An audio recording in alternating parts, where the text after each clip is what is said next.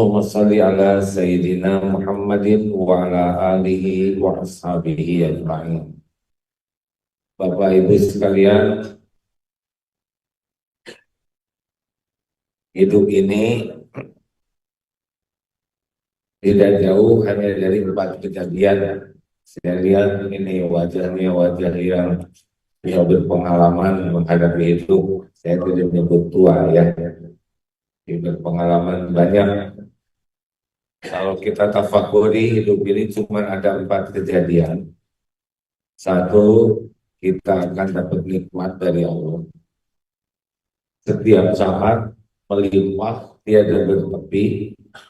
Tetapi nikmat ini belum jadi kebaikan, belum bisa membahagiakan, kecuali punya kuncinya. Kuncinya adalah syukur. Jadi maaf saja ya, yang tidak tahu ilmu syukur, yang tidak paham syukur dan tidak bersyukur, walaupun punya rumah megah, mobil mewah, harta melimpah, penampilan indah, dia tidak bisa mendapat kebaikan. Karena kebaikan itu datangnya bukan dari karunia, tapi dari syukur. Yang kedua, kita pasti menghadapi ujian hidup, musibah. Sudah pasti. Ya, karena musibah itu bagian dari yang harus kita jalani. Tapi musibah itu tidak harus membuat orang jadi sengsara. Kepahitan, kesulitan, wabasyiris sabirin bisa menjadi berita gembira dari Allah untuk kita kalau kita sabar. Jadi kita harus sangat siap bahwa akan ada yang cocok dan tidak cocok, ada yang menguji, ada yang nyaji, ada tiada, diangkat, diturunkan. Memang begini saja hidup. Wa nabluukum bisyarri wal khairi fitnah. Jadi hidup ini adalah ujian sepenuhnya. Yang ketiga, kita akan berbuat baik karena kita orang beriman, bukan setan. Tapi kebaikan yang kita lakukan tidak akan membuat kita bahagia, tidak juga membuat kita mulia, kecuali punya kunci, yaitu ikhlas. Jadi kalau kita sibuk berbuat baik, tidak cukup. Kalau kita senang sedekah, senang sholat, senang tahajud, senang baca Quran, itu cukup tidak. Karena yang dinilai oleh Allah hatinya selain amalnya. Inna Allaha la yanzuru ila suwarikum wa amwalikum walakin yanzuru ila qulubikum wa amalikum. Sesungguhnya Allah tidak melihat rupa dan hartamu, tapi lihat hati dan amalmu. Maka ilmu yang wajib kita pelajari, kita pahami, dan bermujahadah kita amalkan adalah ilmu ikhlas. Kalau tidak punya ikhlas, tidak ada poin itu. Sama dengan kirim paket salah alamat. Yang keempat, karena kita bukan malaikat, kita pasti melakukan dosa. Tapi dosa yang dilakukan, kalau sudah terjadi, berubah akan menjadi kecintaan Allah. Kalau punya kunci yang keempat, yaitu segera tobat. Jadi 4 ilmu ini yang wajib kita miliki. 1 ilmu syukur, 2 ilmu sabar, 3 ilmu ikhlas, 4 ilmu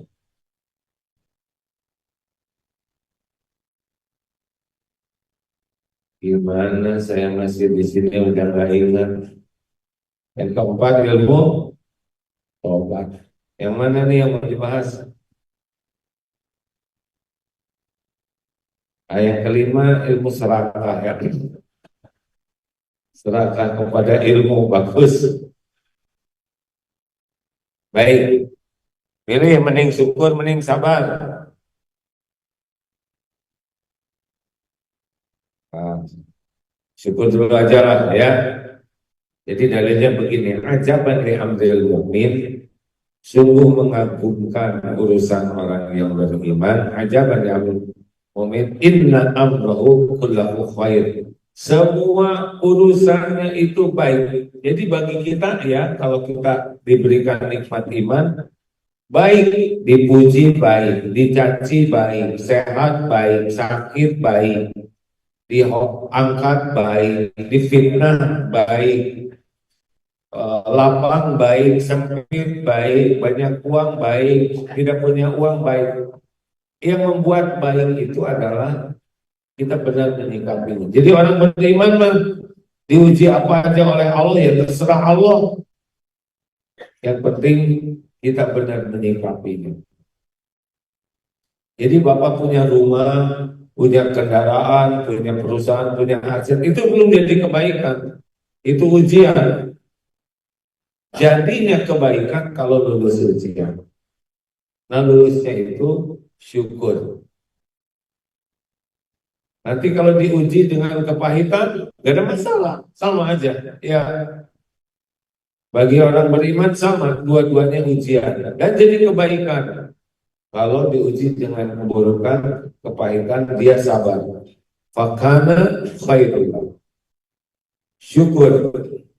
Ini ayat yang sangat populer dan kita sudah hafal. Ibrahim ayat 7. A'udzubillahi minasyaitonirrajim. La in syakartum la azidannakum wa la in kafartum inna adzabi lasyadid. Dari ilmu yang didapatkan, kalau la pendek itu namanya harful taukid. Ini serius, ini sangat penting, ini sangat kuat bekal kejadian. Ini tidak diragukan bekal terjadi.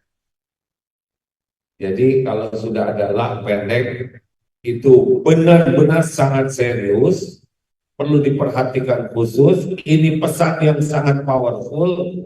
Ini tidak diragukan bekal kejadian. Sedangkan in itu aku syarat. Jadi syaratnya apa? Kejadian ini. Nah, jika kamu syukur, maka dijamin tanpa keraguan Allah akan menambah nikmat padamu. Jadi bapak-bapak sebetulnya kita nggak usah ribet mikirin yang belum ada, tidak usah risau dengan yang belum ada, tidak usah pusing dengan yang belum ada. Allah pemilik langit, bumi dan segala yang ada berjanji dengan janji yang pasti ditepati tanpa keraguan, tak ditunda.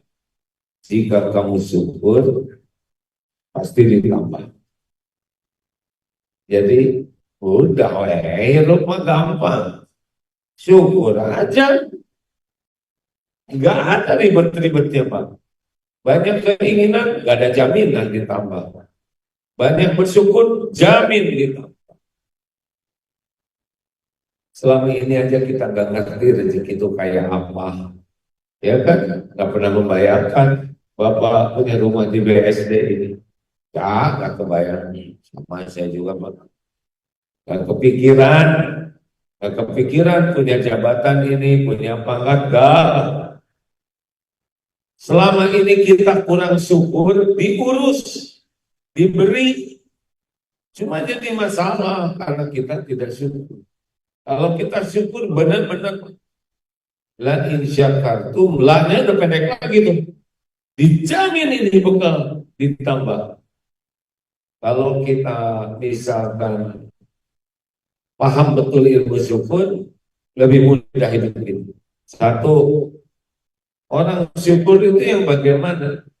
Yang pertama adalah hati. Ahli syukur itu tidak melihat ada pemilik karunia, pemberi karunia selain Allah. Jadi kalau sudah karunia total, wa ma bikum min nikmatin wa minallah. Nikmat apapun bentuknya, mulai dari yang besar, kecil, halus, sangat halus, semuanya milik Allah, semuanya dari Allah. Jadi sudah efeknya adalah dia tidak akan berharap ke makhluk. Ahli syukur itu tidak berharap ke makhluk. Dan efek lainnya tidak ada ujung. Dia orang yang ahli syukur, dia tidak akan mengatakan ini adalah ide saya, ini adalah jerih payah saya, ini adalah hasil kerja keras saya, ini adalah hasil pengalaman saya. Itu orang kurang syukur. Berarti saya dia menganggap super nih. Masjid ini dulu tidak ada, sesudah ada saya, udah jadi orang gak syukur. Apa ngomong kayak gitu, memalukan. Kita ini bisa berbuat, berpikir juga ada yang menuntut.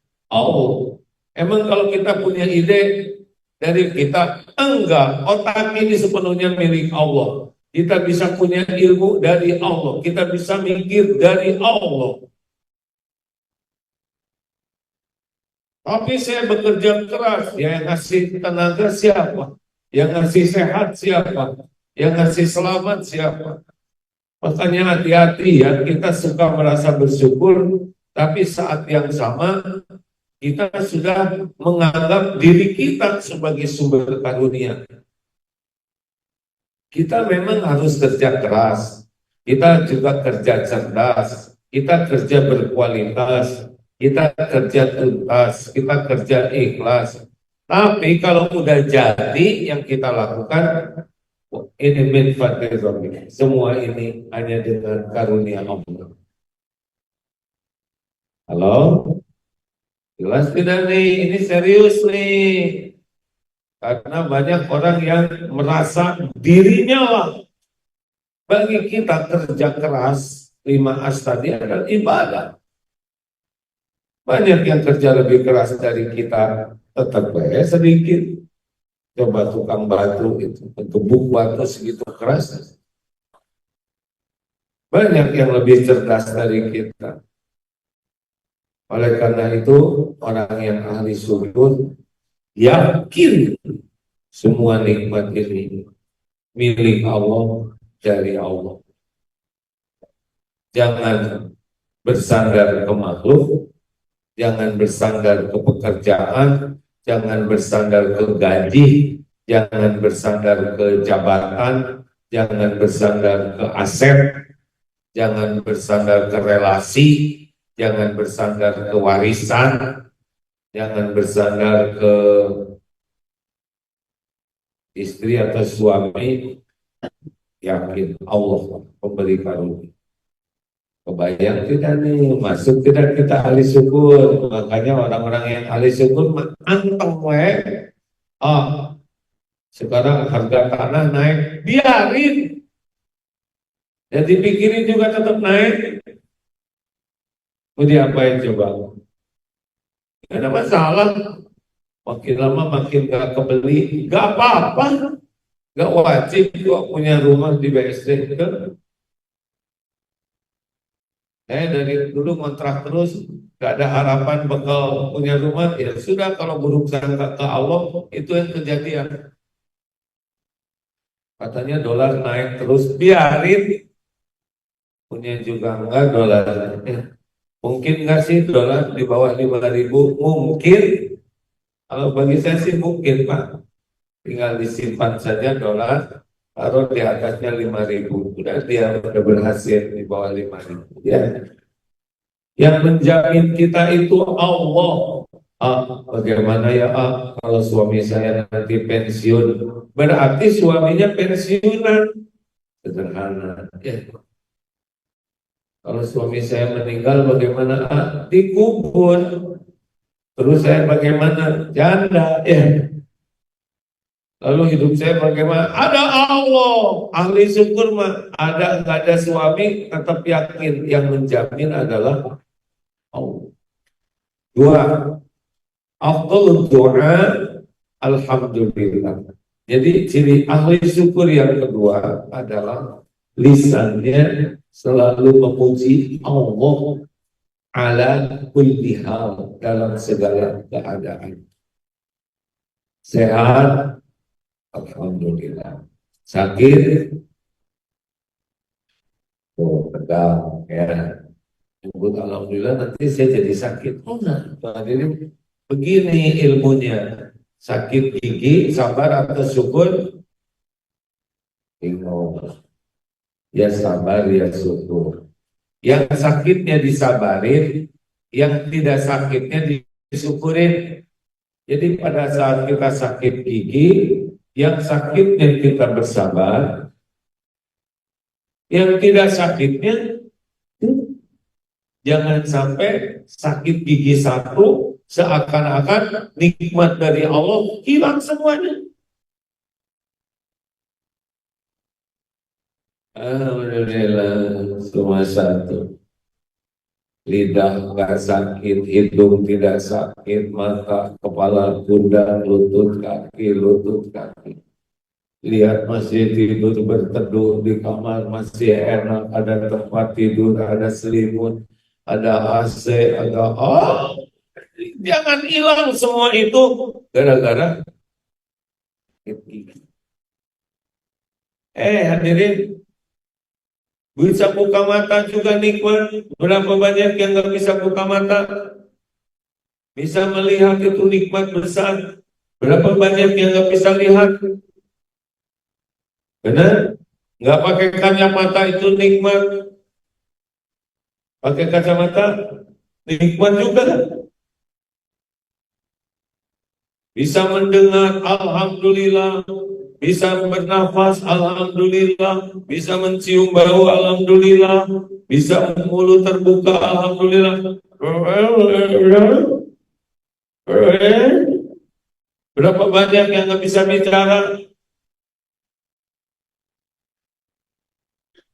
Saya sempat lihat ada yang tidak bisa dengar, tunarungu, kemudian dipasangi alat.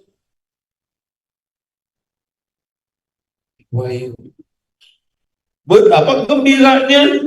Hanya mendengar satu patah kata. Kita jarang bersyukur punya telinga. Benar? Jarang kita, ya Allah, alhamdulillah saya punya telinga. Alhamdulillah ala kulli hal. Alhamdulillah bangun tidur, alhamdulillahilladzi ahyana ba'da ma amatana wa ilaihi nusyur.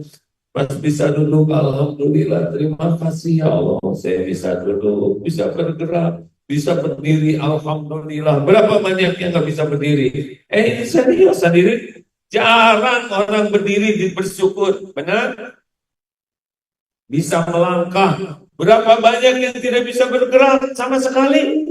Ada teman saya, AA, beliau kena sakit apa yang sesenti aja bergerak, tidak sanggup sesenti.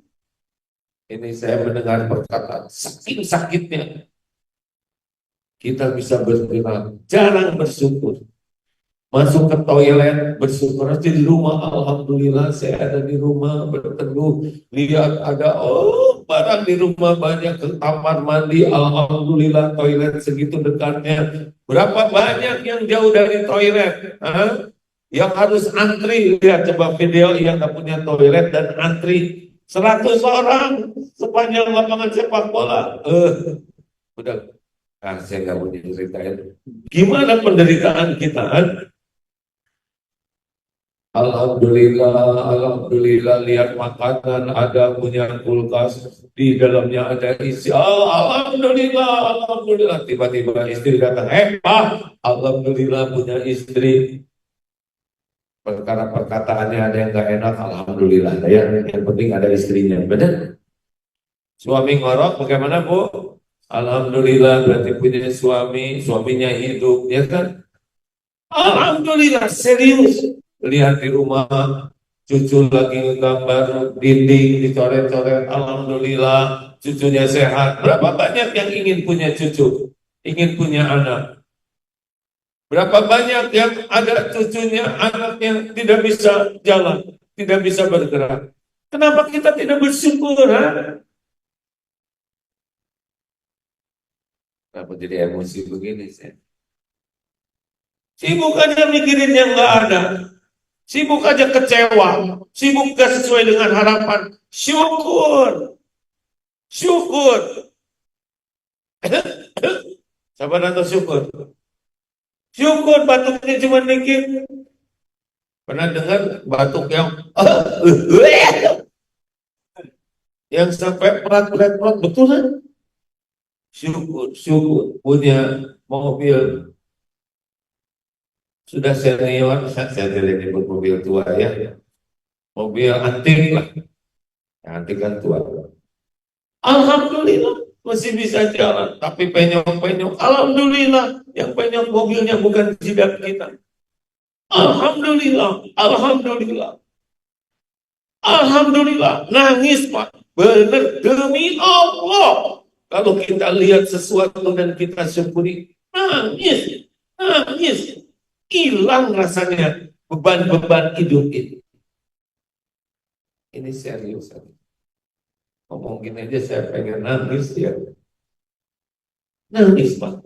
Hanya ingat nikmat dari Allah di rumah.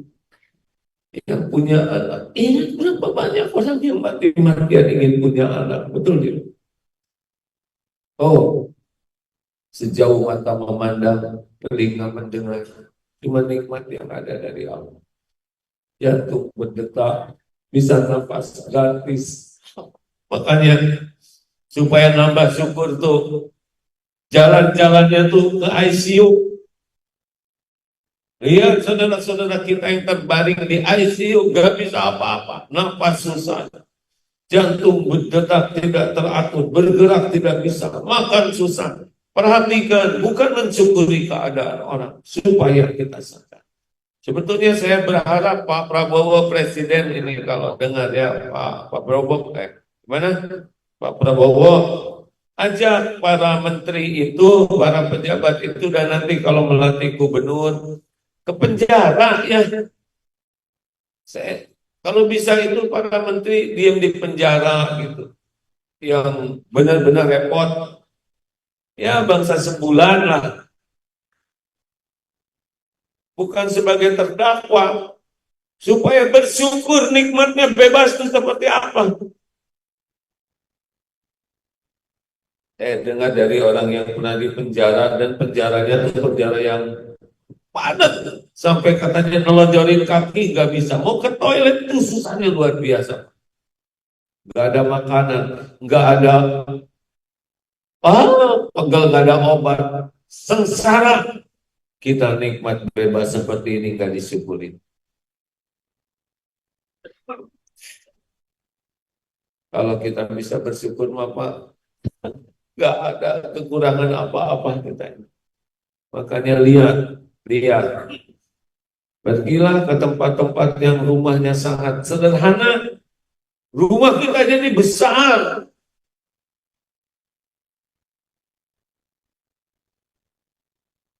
Benar? Halo? Kita teh kufur nikmat. Gak tahu diri udah dikasih segitu banyaknya karunia. Saya harus mensyukuri. Ini ya. Jadi tangan saya nganggur. Jadi harus bersyukur nih. Pak, Bapak, syukur. Nih kayak kita bisa ke masjid begini. Ini nikmat dari Allah. Ini rumah segini banyak di sekitar kita. Tapi kita semua bisa ke masjid. Betul? Jadi kalau kita jalan ke masjid, alhamdulillah, tambah lagi masjidnya enak. Sound system bagus, alhamdulillah, alhamdulillah. Terus jadi gimana udah alhamdulillah? Sedekah, bukan hanya alhamdulillah saja. Alhamdulillah, alhamdulillah. Aduh, kalau kita mulai bisa menghitung-hitung nikmat dari Allah, menafakurinya, beneran gak ada bisa berhentinya. Kenapa bisa nangis terus? Ngapain sih capek dengan yang gak ada? Udah jelas nggak ada lagi dipikirin.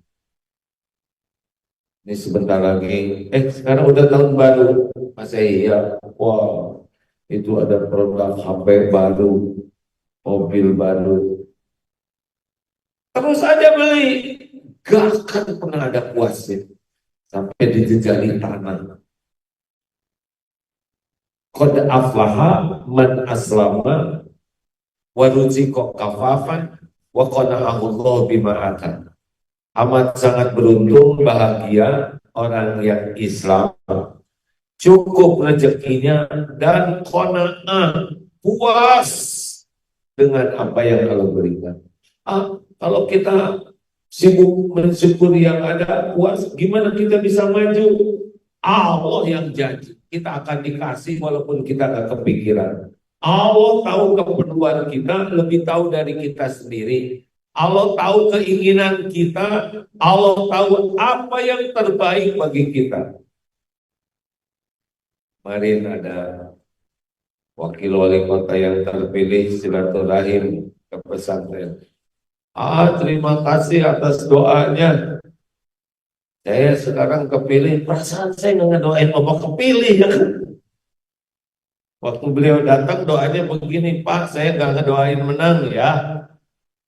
Sebab dulu ada yang didoain menang, terus ditangkap di penjara, jadi saya kapok ngedoain menang.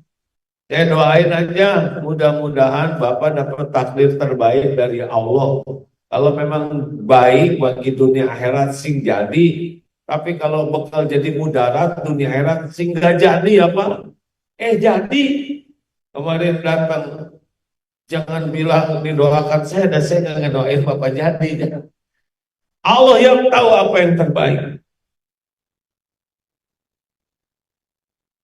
Nah, yang ketiga, syarat syukur yang ketiga adalah gunakan nikmat yang ada mendekat ke Allah, itu syukur. Semua nikmat yang tadi sudah kita puji Allah itu, oh ya, alhamdulillah, segala puji bagi Allah, milik Allah. Ciri orang yang menyebut alhamdulillah adalah dia tidak puji, tidak menjadi orang yang pengen dipuji, karena kita udah nyebut semua milik Allah. Makanya orang-orang yang pengen dipuji orang, ingin dikagumi, ingin diperlakukan spesial, pokoknya dia udah pengen dihormat-hormat, itu nyaris hidupnya tidak akan tenang, tidak bahagia. Tenang aja, kita ini dihormati orang karena Allah nutupin aib, menutupi maksiat kita, menutupi dosa, karena Allah menutupi keburukan, kejelekan, pikiran kotor, hati busuk kita, masa lalu. Benar? Jawab. Bukan nggak jawab. Saya jadi jengkel. Kenapa? Karena saya berharap. Saya tidak boleh berharap. Saya jawab sendiri aja. Ya kan iya. Gitu. Daripada jengkel. Bapak-bapak jadi pejabat itu bukan karena hebat, karena Allah nutupin aib. Kalau enggak ada pejabat di Indonesia ini, benar? Kenapa Agim duduk di sini? Diundang, saudara mau dengar sama, karena aib saya ditutup.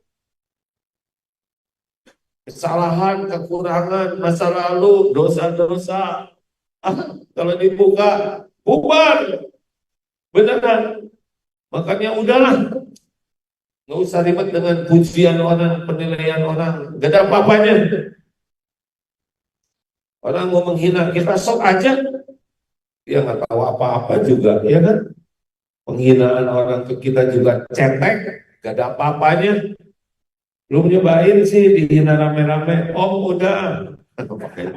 Kenapa jadi begini? Aku udah. Gak ada apa-apanya, Pak. Padahal segitu banyaknya yang menghina, berbulan-bulan, bertahun-tahun. Saya baca penghinaannya juga segitu-gitunya aja. Nggak tahu dia kehinaan kita yang asli. Makanya kalau ingin jadi orang yang tidak pengen dipuji orang, Jujur, lihat siapa diri kita yang sebenarnya. Itu pangkat ini, casing, gak ada apa-apanya. Itu membuat kita, bukan tidak boleh punya casing, terserah Allah dikasih casing apa ya, gelar, pangkat, jabatan, itu casing, gak ada apa-apanya, bukan kita itu kan. Kenapa jadi pada tenggelam begini? Udah tua-tua kita kayak gini, casingnya mulai gak cocok. Sok di sini kalau ada tentara atau ada apa gitu ya yang berpangkat, kita kan makin tua. Sok ke sini dipakai itu tanda jasa, kan malu benar. Ada waktunya nggak bisa dipakai lagi, dan ini hanya ada tempatnya dan dipakai juga, jadi kasihan kita dia.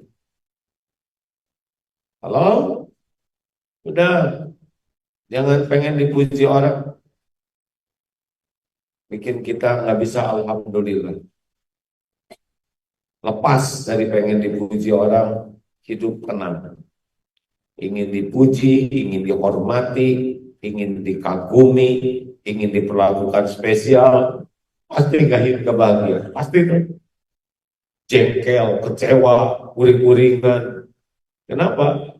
Karena dia memang berharap ke makhluk memperlakukan dirinya spesial. Ingat dulu ada yang viral tuh, yang ibu-ibu marah-marah di imigrasi atau apa ya, yang masuk dari airport pemeriksaan tuh. Yang meriksanya itu siapa sih itu? Ya juga ya, terserah Bapak mau apa aja, saya nggak akan berantem. Itu yang ada kotak itu yang buat begitu bunyi. Ah udahlah nggak usah dibahas. Pokoknya lewat sana diperiksa, dia nggak mau, marah karena merasa istri seorang jenderal. Jenderal kan ada bintang banyak, ini bintangnya satu dan sudah pensiun. Nah yang marah istrinya kan jelas. Suaminya aja biasa-biasa, nggak sadar diri udah pensiun dan memang harus diperiksa, ya kan? Harusnya diperiksa tuh senang-senang aja, karena kalau nggak ketat berarti ada yang bawa sesuatu bahaya. Makin ketat ya kita makin senang, nggak usah tersinggung. Tapi ya begitulah orang-orang yang tidak akan bahagia karena senang dipuji. Manfaatkan nih kayak kening nih Pak. Ini kan nikmat dari Allah nih kening nih. Coba kalau cuma segini kepalanya nggak ada, beda. Frankenstein kan segini ya. Sujud, makin banyak sujud itu syukur. Makanya kalau orang nggak sujud, nggak syukur. Yang sedikit sujudnya, sedikit syukurnya. Rasulullah Shallallahu Alaihi Wasallam tahajud sampai kakinya bengkak, padahal sudah dijamin diampuni dosa yang lalu dan yang akan datang. Kata Aisyah radhiyallahu anha, kenapa ibadah segini kuatnya? Afala akunu abdan syakura. Tidak bolehkah saya jadi hamba yang bersyukur? Jadi tahajud itu ciri ahli syukur. Kalau Bapak malas tahajud, ada kurang syukurnya. Tahajud sebagai syukur. Ya, Rasulullah bersyukur sudah dipilih jadi nabi, sudah dipilih jadi rasul yang paling mulia, diampuni dosa. Oh, itu kan syukur. Apalagi kita pemberian dari Allah, dari yang banyak dosa, tapi oleh Allah tetap dipelihara, kita ini dijaga. Rasulullah segitu hebatnya, syukurnya juga hebat. Ayo hadirin, tahajud sebagai syukur, banyak sholat sebagai syukur. Udahlah, nggak usah terlalu ribet dengan yang nggak ada, nggak akan kemana-mana, nggak akan kemana-mana. Rezeki kita nggak kemana-mana. Yang untuk kita pasti ketemu, nggak akan kemana-mana, nggak lari. Allah kok yang ngebagikannya.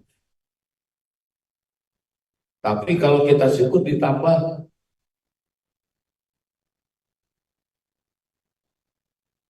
Punya istri Bapak, syukur supaya Jangan ini Pak, jangan macam-macam. Cari akal. Saya harus mensyukuri yang ada supaya ditambah. Ditambah solehahahnya. Kalau kita tenang, syukur ditambah tenangnya. Kalau kita sehat, syukur ditambah sehatnya. Kalau kita berkeluarga, ditambah kesakinannya. Punya anak disyukuri, ditambah solehnya. Terus ditambah, sampai akhirat. Aduh, udahlah, makanya kalau orang udah tahu ilmu syukur mah udah nggak ribet sama sekali hidup ini, betulan Pak. Karena yang menguasai nikmat itu karir, pangkat, jabatan, kesehatan, kedudukan, apapun bentuk nikmat, itu Allah yang punya, Allah yang membagikan. Mau jungkir balik kemanapun, lari kemanapun, menjerit sekeras apapun, menghibah ke siapapun, tetap nikmat itu yang punyanya adalah Allah Subhanahu wa Ta'ala. Syukur. Ayo Pak, Bu, senang hidup bersyukur tuh senang. Gimana kalau suami saya marah-marah? Syukur. Apa syukurnya? Satu, bukan ibu yang menjadi pemarah. Yang kedua, syukur. Suami marah-marah berarti masih punya suami, ya kan? Tiga, syukur. Lagi digugurkan dosanya lewat suami.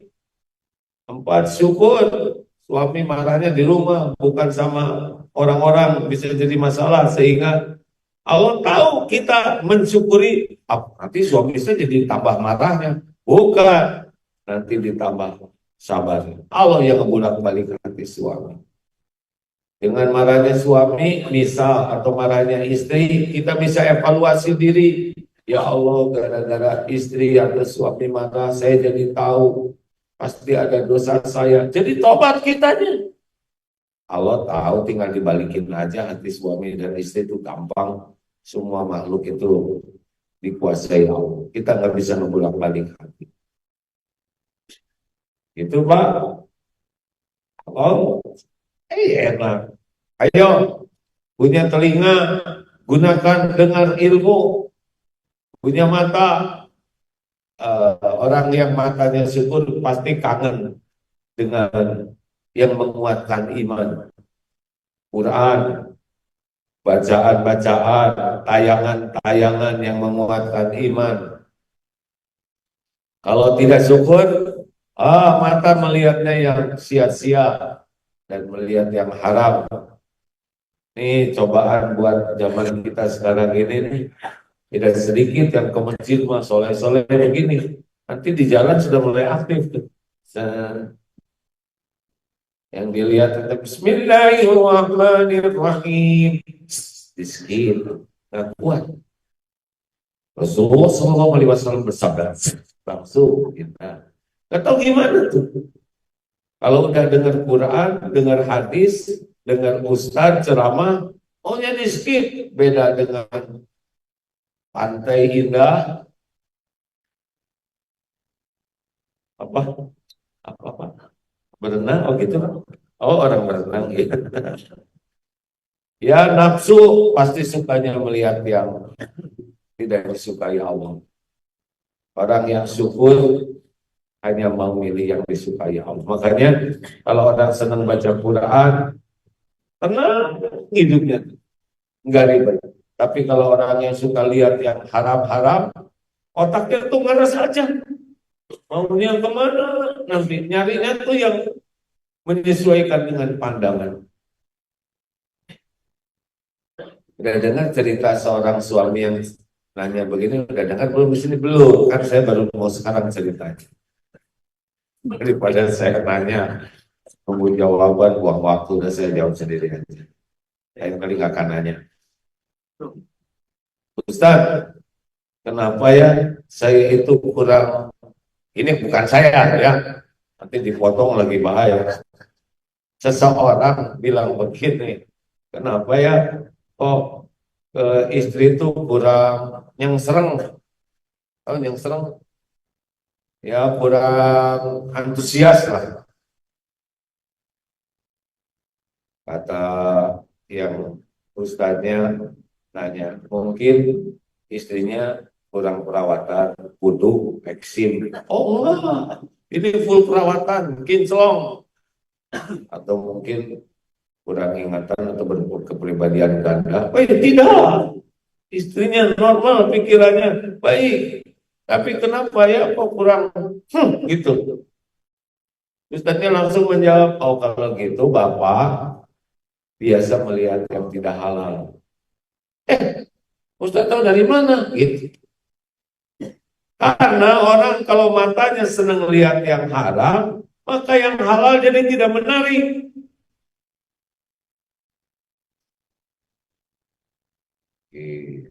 Bukan. Makin sering melihat yang haram, yang halal jadi tidak menarik. Itulah. Makanya kalau ingin tetap tertarik kepada pasangannya, jaga pandangan. Itu syukur. Beneran Pak. Barang siapa yang matanya kufur nikmat, sering lihat yang haram, jangan heran yang halal enggak.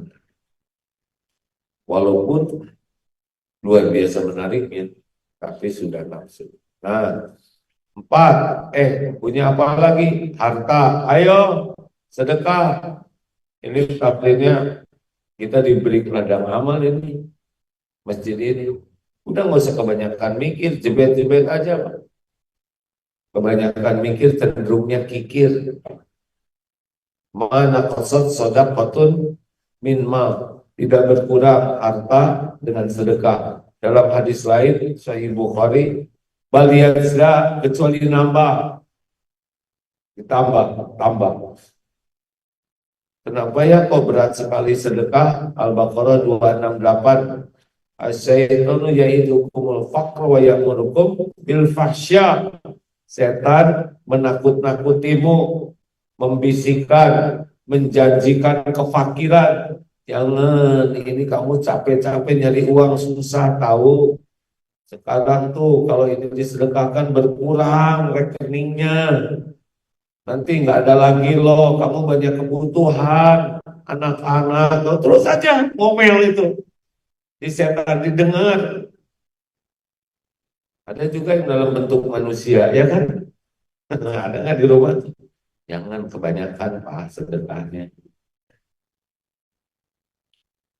Wa ya'murukum bil fahsya, dan menyuruhmu berbuat keburukan, kejahatan, yaitu kikir. Wallahu ya'idukumul maghfiratan minhu wa fadla. Wallahu wasi'un alim. Dan Allah menjanjikan ampunan dan limpahan karunia-Nya. Dan Allah Maha luas karunia-Nya. Jadi setiap waktu itu mau sedekah itu ada 2 yang janji nih. Tinggal milih yang mana aja. Kalau milih janji Allah, pasti kita akan diampuni, janji ya. Berarti tenang, tidak terancam. Kan kita galau itu karena dosa. Dan kita berbagai kepahitan menimpa karena dosa. Berarti kalau banyak sedekah dieliminir peluang kita ditimpa berbagai kepahitan dan ditenangkan hatinya. Ada nanti ditambah. Makanya orang yang bersyukur kepada Allah sedekah. Ini ya, supaya jadi ahli sedekah, alokasikan dana sedekah itu seperti mengalokasikan kewajiban. Buat nyicil kita alokasikan, betul tidak? Halo? Buat bayar listrik kita alokasikan. Buat bayaran anak kita alokasikan. Kita cari demi memenuhi. Nah sama untuk sedekah juga kita alokasikan. Seperti kita mengalokasikan apa yang harus kita bayar. Cari. Kita misalkan sebulan saya akan sedekah sekian. Cari supaya masuk ke sana. Nah, supaya nggak berat, kalau masih berat sekaligus, pecahkan. Si uang tersebut jadi kecil-kecil. Tapi tetap sama jumlahnya. Lebih ringan, Pak. Keluarin berapa misalkan, macam-macam lah orang ringannya itu. Sampai kita jadi ringan. Nanti oleh Allah, selain ditambah nominalnya, ya, tapi ditambah juga kemampuan kita sedekah. Yang asalnya 5% dari pemasukan, nanti naik jadi 10, nanti naik jadi 20%, nanti naik jadi sepertiganya, ringan aja. Itu nikmat besar, Pak. Nikmat besar. Kalau kita sudah dicabut kikirnya, berarti kita terpilih jadi orang yang jadi jalan rezeki bagi orang lain, dosa diampuni, bala ditolak, rezeki makin melimpah, itu luar biasa lah. Makanya setan biasanya dikit aja, nanti kalau ada 100 dengan 50, yang 50 aja. Ternyata keselip ada yang 20, nah ini yang pas. Yang 20-nya ternyata ada 2, satu udah lepet, satu masih baru, yang lepet. Nah ada lagi ini robek, ada ujungnya, ini yang paling pas buat masjid itu. Saya mau cerita sedikit, boleh? Boleh. Tentang, ini cuma cerita, ya. Tapi ada hikmahnya. Jadi Bank Indonesia itu memproduksi uang macam-macam. Nah, suatu saat uang yang diproduksi itu di tahun yang sama dikumpulkan lagi. Ini mengarang, ya. Ketemu tuh uang 100 ribuan, 50 ribu, 20 ribu. Dan yang 2 ribuan. Pucal sekali yang 2 ribu. Kata yang 100 ribuan itu begini. Kalau yang 100 ribu rata-rata fresh. Masih bagus, seger. Mereka kumpul, ini uang yang reuni. Kamu kenapa? Kucel benar. Lihat yang 2000 tuh kucel, rata-rata 2000 tuh kucel, Pak. Lecek. Ya, kata yang 2000-an tuh saya sih emang kayak gini. Biasa main-mainnya di antara konektor, di WC umum, di ya kembalian di pasar-pasar, itu juga saya banyaknya di tangan Pak Ogah. Kata yang 100 ribuan begini, oh maaf ya kalau saya berada di artis, orang-orang kaya, pejabat, intelektual. Oh iya, cuma ya gini-gini juga, kata yang 2 ribuan dulu. Saya sering mau ke masjid, gitu katanya. Yang 100 ribuan itu dia, saya jarang. Ini ngerti nggak saudara?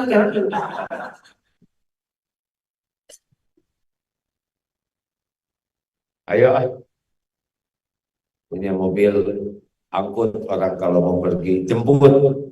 Terkesan kemarin di Jepang tuh ada Om Mualaf. Kalau ke masjid tidak mau sendiri, karena di sana jauh ya ke masjid. Dijemput orang-orang Islam lainnya sampai 5 orang. Pulangnya diantarin lagi. Padahal musim salju di Sapporo itu -8, serasa -14, Pak. Tetap baik ke masjid. Luar biasa. Terakhir, berterima kasih. Ya.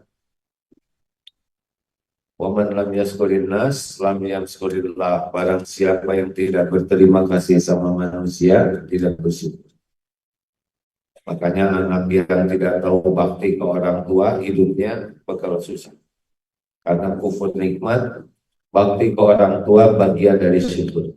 Terlepas bagaimanapun keadaan orang tuanya, kita harus berbakti sebagai syukur karena jadi jalan kita terlahir ke dunia ini. Santri-santri atau murid yang tidak tahu adab ke guru berantakan hidupnya. Karena guru jadi jalan ilmu. Ibu-ibu, Bu,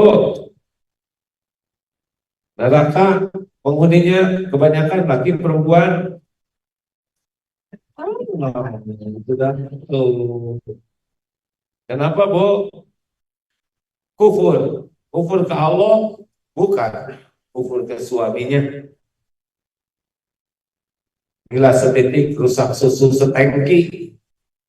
Karena suaminya melakukan satu kesalahan seakan-akan gak ada kebaikannya sama sekali. Nah itu yang menjerumuskan wanita ke neraka. Nauzubillah. Syukur. Bapak-bapak, siap.